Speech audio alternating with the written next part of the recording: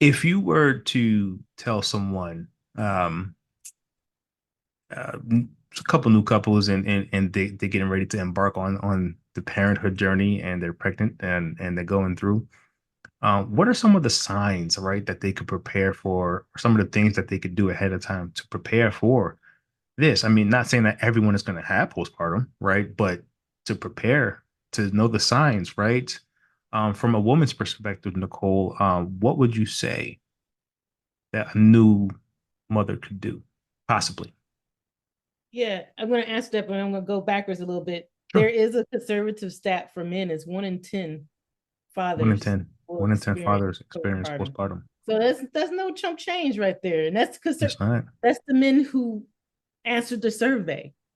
How many men are actually answering the survey? Right. So that's a very Yeah, that's conservative true. number, 1 in 10. Wow. But for women, I mean the stats for women too, 1 in 5 is conservative. If you think about women of color, it's like 1 in 3. Mm, So many other factors. But for women, something to look out for is one, what's happening before you gave birth? How is your body? Because there's two sides of postpartum depression.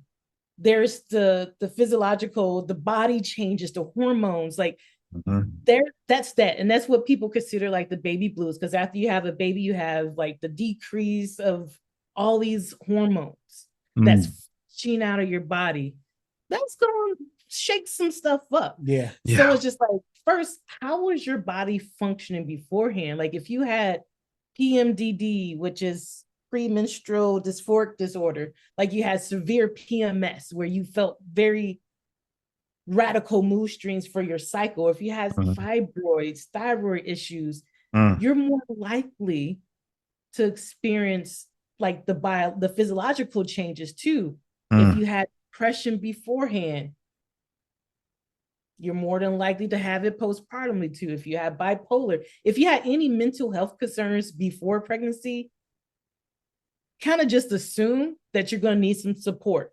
mm, mm, And it's like understanding that you're going through a physical change, Yep. mm, and depend on your care, that can impact it too. If you had a traumatic birth, your providers weren't listening to you. You had to have an unplanned cesarean. I had to have two unplanned cesareans. That was traumatic. How did the mm. doctors respond to you? How did the Yep. nurse practitioners respond? The midwives, how did people respond to you? Because now that's going to impact how you look at yourself as a mother. Well, Society paints this beautiful picture of motherhood. Oh, you're going to have the baby and it's going to be love at first sight. It's going to be this beautiful thing. And then your experience don't match up to that. Right. You may not even like your baby when you first deliver. mm, Not every mm-hmm, mom is instantly connected with their child.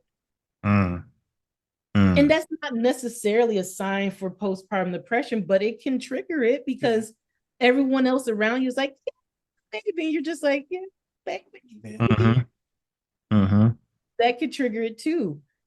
Anxiety, more women, the studies don't show it, but more women probably suffer from anxiety, postpartum anxiety, than anything. We just call it normal. Like, are you sleeping? How comfortable are you with leaving, having other people watch your child? Mhm. Even the other parents, Right. mhm. even the other parent. Like, I don't know how, maybe now. Yeah.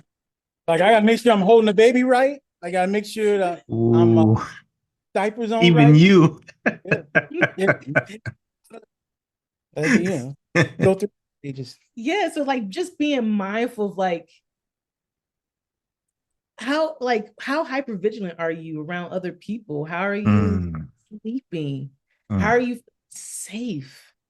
mm, Are you having intrusive thoughts? And social media can be a blessing and a curse at the same time. There's mhm. this people like, oh, my intrusive thoughts made me. No, most of the time what they're talking about impulsive thoughts. Right. Like Right. your intrusive thought didn't make you eat the candy. That's an impulsive thought. Right. Yeah. Intrusive thoughts are very scary. Yeah. Right. Intrusive thoughts are the ones that's like, what if I jump over this balcony? What would happen? Oh my God, if I fall down these stairs with the baby, will we be okay? Like these are very scary thoughts. And if you Mhm, find yourself having these scary thoughts very often, mhm. check in with somebody. Mm. Because it could be nothing. It could be a lack of sleep, but it does not hurt to share that Yeah. with Mhm. others. Yes, it can Mhm. lead to things. It could be a precursor to bipolar, it could be a precursor to psychosis. So if you're having extreme intrusive thoughts that are really scaring you, tell someone. And if you're Mm. having this intrusive thoughts and you're like, I do have a knife in the kitchen, definitely tell someone. Yeah. Like these are Mm. very scary things. Someone's like, oh, if I hurt someone and I have a knife and it's right there, I'll use that one. If you actually can see a plan, go tell somebody. That's not normal. Mm.